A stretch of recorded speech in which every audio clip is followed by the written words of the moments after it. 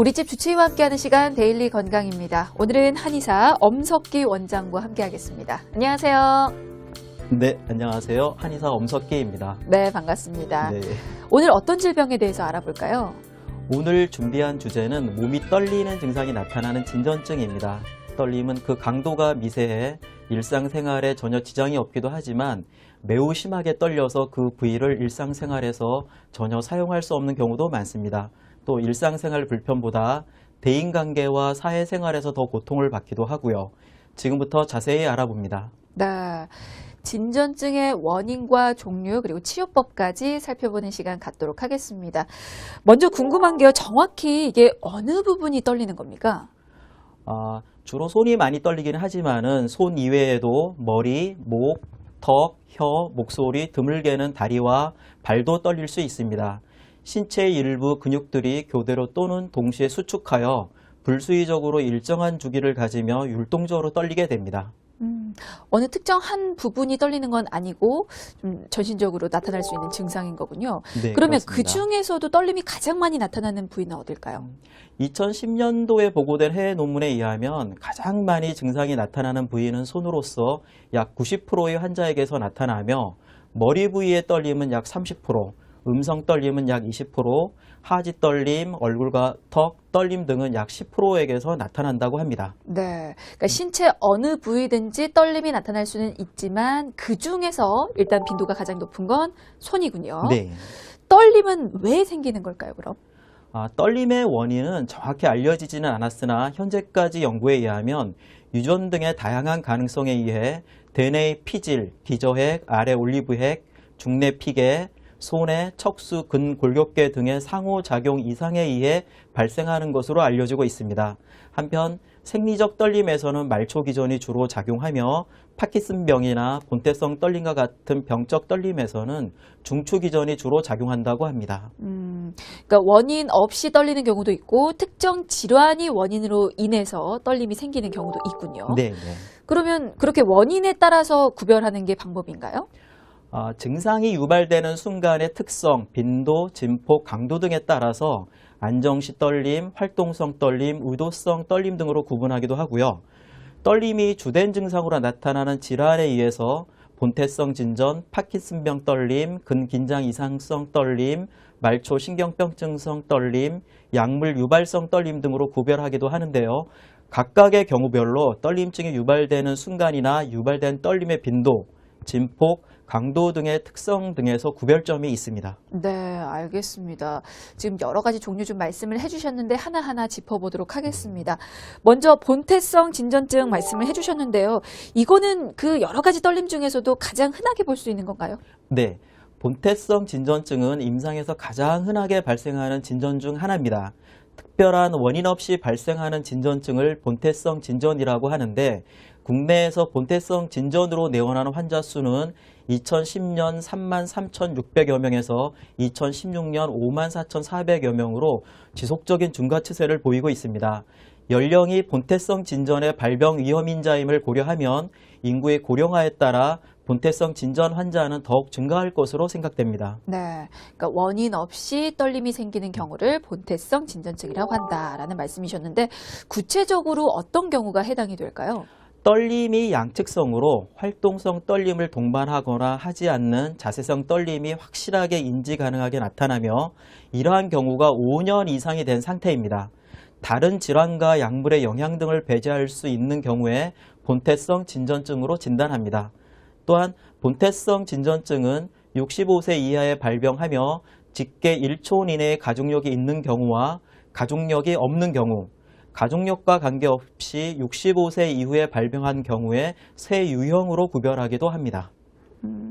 그 첫 문장에서 설명해 주신 부분이 저는 좀 이해가 안 돼서요. 네. 그 떨림이 양측성으로 활동성 떨림을 동반하거나 하지 않는 자세성 떨림이 확실하게 인지되는 경우 이게 네. 그러니까 떨림이 확실하게 나타난다는 그런 의미인 아, 건가요? 그러니까 저희가 환자를 진찰할 때 가시적으로 눈에 확실하게 떨림이 유발되어야 됩니다. 네. 그래서 그렇게 확실하게 인지되면서 양쪽 손에 다 나타나는 경우를 말합니다. 그리고 그런 경우가 최소한 5년 이상이 되었을 때를 임상에서는 본태성 진전증으로 진단을 합니다. 그렇군요. 네. 그러니까 떨림이 확실히 인지가 되는 네. 경우를 말씀을 네, 하신 네. 거군요.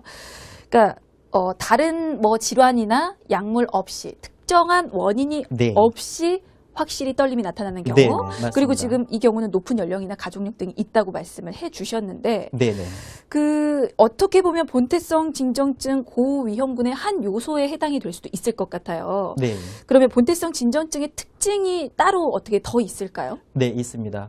본태성 진전증은 가족 구성원 내에 동일한 증상을 가지는 경우가 많으며 다른 신경계 증상이 동반되지 않는 것이 특징입니다. 그다음에 자세를 유지하거나 활동을 할 때 떨림이 발생하며 대개 양쪽으로 발생하지만 주로 사용하는 손에서 먼저 생기기도 합니다. 또 머리를 좌우나 위아래로 흔드는 떨림, 턱, 입술, 혀, 목소리 등에서 떨림이 발생하기도 합니다. 환자의 감정 상태나 육체적인 피로에 따라 악화되며 알코올 섭취에 의해 떨림이 감소하는 환자가 약 50에서 90% 정도 있습니다. 그러니까 이게 손이나 머리 등의 떨림 증상이 나타날 수 있는 건데 사실 그로 인해서 불편할 수 있지만 특별히 어떤 건강상의 문제가 있지는 않은 거죠? 네, 그렇습니다. 본태성 진전 그 자체는 건강에 큰 해가 없지만 다른 사람이 볼 때 불안해서 손을 떨거나 고개를 흔드는 것으로 오해를 할 수 있다는 것이 문제가 되기 때문에 이 질환을 갖고 있는 사람은 사회생활에 큰 어려움을 겪습니다. 더 심해지기 전에 치료를 하여 원만한 사회생활을 하게 도와야 합니다. 네. 연령이 증가할수록 진전의 진동수는 감소하나 진폭은 증가하는 특징이 있어 더 치료가 필요합니다. 네, 알겠습니다. 뭐 특별히 건강상의 이상은 없을지라도 사람들 앞에 서는 게 부담스럽고 또 일상생활에 불편함은 있을 거기 때문에 치료를 받으시는 게 좋을 것 같고요. 하지만 이에 대한 치료법은 잠시 후에 좀 더 알아보기로 하겠습니다. 지금 원인을 살펴보던 중이어서 또 다른 원인도 좀 볼게요. 이게 질병 등이 원인이 되는 경우도 있잖아요. 네, 있습니다. 파킨슨병, 파킨슨 증후군, 손의 진전, 근긴장 이상, 약물, 술에 의한 떨림 등이 있을 수 있습니다. 한편 머리 떨림은 근긴장 이상으로 유발되는 경우가 많은데 근긴장 이상 환자의 약 68%에서 머리 떨림이 나타났다는 조사도 있습니다. 그리고 글쓰기 경우에만 나타나는 손떨림도 본태성 떨림보다 국소적인 근긴장 이상과 관계되는 경우가 더 많은 것으로 알려져 있습니다. 근긴장 이상은 정확하게 어떤 상태를 말하는 겁니까? 근긴장 이상은 본인의 의지와 무관하게 근육이 수축함으로써 근육이 뒤틀리거나 떨림 등의 반복적인 비정상적인 운동과 이상한 자세를 초래하는 이상운동 현상을 특징으로 하는 신경학적 질환입니다. 떨림은 근긴장 이상이 있는 목이나 손에 떨림이 동반되어 나타나거나 근긴장 이상이 없는 다른 신체 부위에서 관찰되는 근긴장과 연관된 떨림이 나타날 수 있는데 운동성 떨림의 형태로 나타나며 본태성 떨림에 비해 떨림이 불규칙적이고 돌발적인 특징이 있습니다. 그러니까 예를 들면 눈 밑에 자꾸 떨리는 이 떨림 같은 게 해당이 되는 거죠? 눈떨림보다는 목을 떨리는 경우와 글씨 쓸 때 손을 떨리는 경우 그런 것이 해당이 됩니다. 그렇군요. 네. 알겠습니다. 그리고 왜 우리가 다이어트 할 때 약 먹으면 그럴 때 뭐 손이 떨린다 혹은 심장이 두근거린다 이런 표현을 하는데 그렇게 어떤 특정 약물 복용도 떨림의 원인이 될 수가 있습니까? 네, 많은 원인 중에 하나입니다. 운동을 보완, 수정, 교정하는 추체 외로에 영향을 미치는 약물이 원인이 되어 나타나는 경우가 있는데 이런 경우를 약물 유발성 떨림이라고 합니다. 대부분 이런 경우에는 원인이 되는 약물을 중단할 경우 떨림이 사라지기 때문에 완치가 가능합니다. 그러나 예외적으로 장기간에 걸쳐서 영향을 주는 경우도 있습니다. 네, 알겠습니다. 주 발생 연령대는 어떻습니까? 앞서서 연령대가 올라갈수록 유병률이 높아진다고 말씀을 하셨어요. 그러면 좀 노인 환자가 많습니까? 네, 많습니다. 2016년도 건강보험심사평가원의 진료 현황 자료에 의하면 전 연령대에 걸쳐서 환자가 존재하나 연령대가 높아질수록 많아지는 것을 확인할 수 있습니다. 그러나 발병 시기에 있어서는 떨림증은 20대와 40대에 많이 나타나는 양극성 형태를 나타내는 특징이 있습니다. 네, 알겠습니다. 되게 연령이 높아질수록 유병률도 올라가지만 하지만 젊은 시기에도 떨림 증상은 나타날 수 있다는 점 알아두시고요. 그리고 종류에 따라서 증상이 있어서도 좀 특징이 있을 것 같은데 가만히 있어도 떨리는 경우가 있고 또 특정 자세 때 떨리는 경우도 있는 거죠? 네, 그렇습니다. 본태성 진전이나 생리적으로 과항진된 진전의 경우는 자세를 취할 때 대부분 나타나며 안정을 취할 때는 나타나지 않고 양측성으로 나타나는 특징이 있으며 파킨슨 진전, 약물 유발성 파킨슨 진전 등은 휴식을 취하며 안정을 취할 때 대부분 떨림이 나타나나 자세를 취하면 일시적으로 나타나지 않다가 다시 나타나며 대개 일측성으로 나타나는 특징이 있습니다. 근긴장 이상에 의한 작업특이성 진전의 경우는 글쓰기와 같은 특정 동작에서만 떨림이 불규칙적으로 비율동적으로 나타나는 특징이 있습니다. 혹시 이게 단순 떨림 증상 말고 다른 증상들, 그러니까 예를 들면 뭐 인지 저하라든지 불안이라든지 우울, 뭐 이런 비운동 증상도 혹시 나타날 수 있는 겁니까? 네, 나타납니다. 본태성 진전증의 주요 증상은 자세성, 운동성 떨림이지만 최근 연구에서 자세 불안정, 안구 운동 이상과 같은 추가적인 운동 증상뿐만 아니라 인지 저하, 우울, 불안, 수면 장애와 같은 비운동 증상도 함께 나타날 수 있음이 보고되고 있습니다. 이에 따라 본태성 진전에 대한 인식이 단일 중후성 질환에서 복합적인 신경 퇴행성 질환으로 점차 변화해가고 있는 추세입니다. 또한 본태성 진전증이 있는 군이 그렇지 않은 군에 비하여 파킨슨병이 나타날 수 있는 가능성이 4배 높다는 보고도 있습니다. 아, 그래서 치료를 할 수 있으면 빨리 하는 게 좋겠군요. 네, 그렇습니다. 네. 혹시 병원 가면 이건 진단은 어떻게 이루어집니까? 아쉽게도 진전증을 확인할 수 있는 혈액학적 검사나 영상검사법이 아직 없습니다. 네. 그래서 환자에 대한 진단은 상세한 병력의 파악과 여러 자세와 동작 등에서의 떨림의 양상과 특성에 대한 관찰을 통하여 실시하는데요.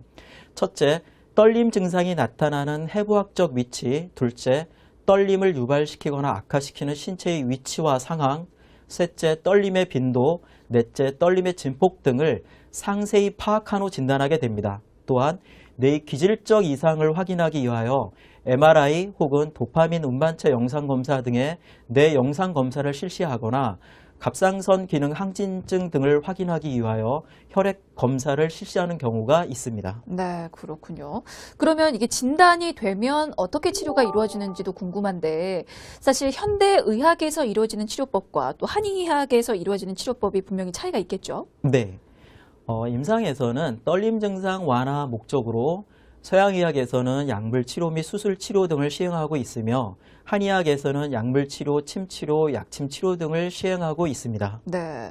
한의학적 방법으로는 어떤 치료법들이 더 이루어지는지 좀 더 구체적으로 알려주실까요? 네. 한의학 분야 치료에 대한 여러 연구에 의하면 처방으로는 억간산 가미, 청간 소효산, 보중 익기탕, 청금 조이탕 가미 등에 많이 사용되며 구성 약재로는 백복령, 시호, 당귀, 백작약, 천마, 조구 등 천궁 등이 주로 많이 사용되는데 주로 신경세포 보호 효과가 있는 것으로 보고되고 있습니다. 또 침치료로는 백회, 풍지, 태충, 합곡, 삼음교, 사신총 등의 혈자리를, 약침 치료로는 황련, 해독탕 등을 많이 사용하는 것으로 보고되었습니다. 이러한 한의학적 치료에 관한 연구에서는 대략 70% 정도의 치료 유효 반응을 보고하고 있습니다. 그러니까 치료 예후도 좀 궁금합니다. 치료 후에는 어느 정도나 증상 호전을 보입니까?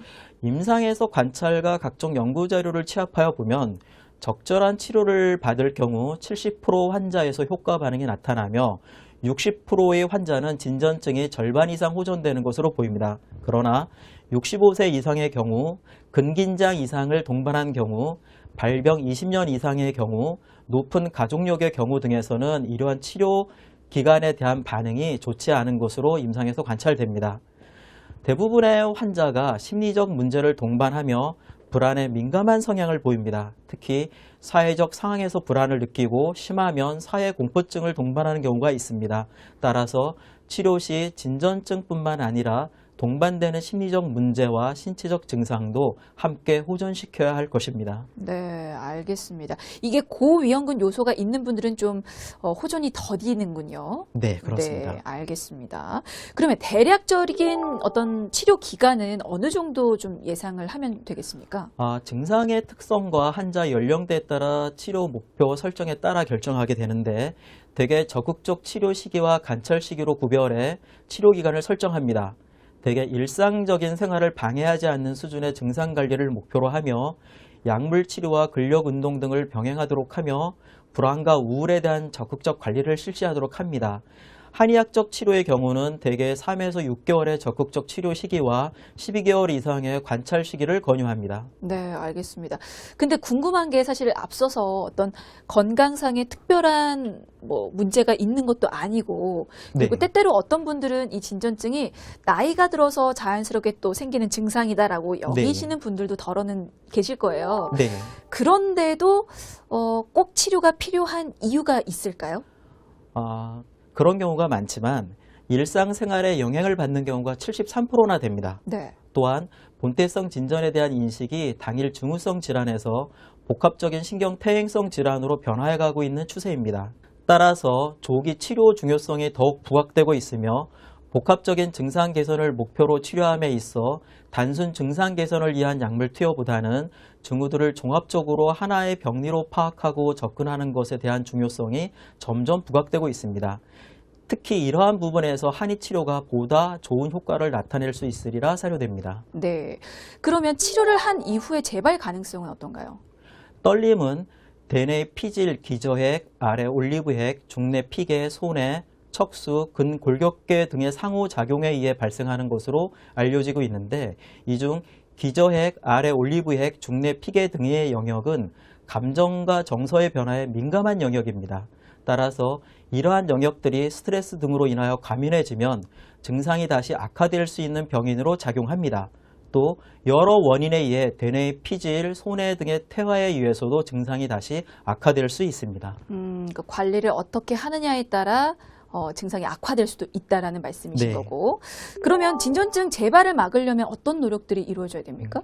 본태성 진전은 복합적인 뇌의 신경퇴행성 질환으로 뇌는 산소 부족과 바이러스 등에 의하여 쉽게 손상받는 특징이 있습니다. 따라서 뇌의 산소 부족을 예방하고 바이러스 등에 의한 염증 유발을 예방하거나 방지할 수 있는 운동과 생활 습관의 개선, 스트레스 관리, 식생활 관리, 수면의 개선 등이 중요합니다.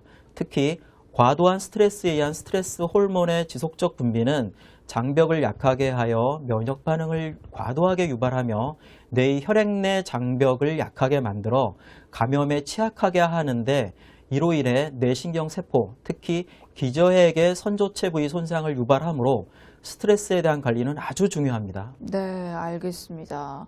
그 진전증 재발을 막고 혹은 예방에도 좀 도움이 될 것 같은데 어쨌거나 뇌 건강이 굉장히 중요한 것 같아요. 그러면 뇌 건강 유지법 있으면 그것도 좀 알려주세요. 운동은 뇌의 산소 부족을 방지할 수 있도록 뇌의 혈액순환을 개선할 수 있는데 특히 유산소 운동은 움직이지 않는 것에 민감한 손해의 기능을 유지할 수 있게 자극하며 이를 통해 뇌간 기능의 유지와 개선 및 도파민, 세로토닌 분비에 효과적인 것으로 알려져 있습니다. 스트레스 등으로 유발된 뇌 흥분에 의한 과호흡 유발 및 이로 인한 산소 부족을 예방하기 위한 명상 훈련을 꾸준히 하는 것도 좋습니다. 또한 8시간 이상의 숙면을 취하는 것이 뇌 건강에 좋은 것으로 알려져 있습니다. 또 뇌의 세포 기능 손상을 예방할 수 있는 저탄수화물, 고지방 및 황산화 음식물 섭취를 통하여 뇌의 에너지 대사가 잘 이루어질 수 있게 할 것을 권장합니다. 네, 알겠습니다. 자, 오늘은 진전증에 대해서 살펴봤고요. 지금까지 한의사 엄석기 원장이었습니다. 말씀 감사합니다. 네, 감사합니다.